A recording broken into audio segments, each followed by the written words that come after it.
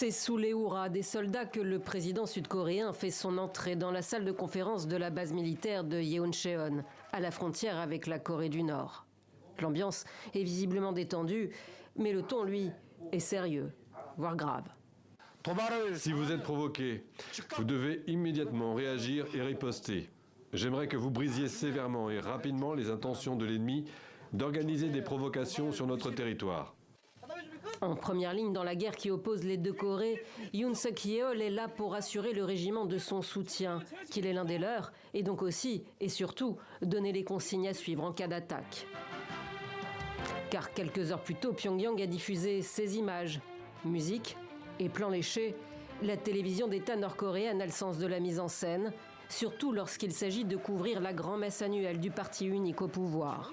L'occasion pour Kim Jong-un de tracer, devant les cadres du régime toujours très enthousiastes, les grandes lignes de l'année à venir.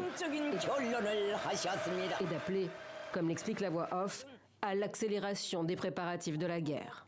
Cette année déjà, la République populaire a gravé dans la Constitution son statut de puissance nucléaire et procédé à un nombre record d'essais de missiles balistiques.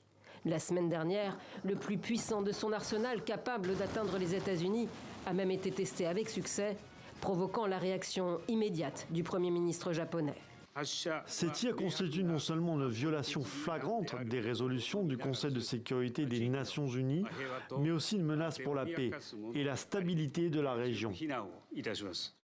Le chef suprême, lui, accuse les États-Unis et leurs alliés d'aggraver la situation politique et militaire.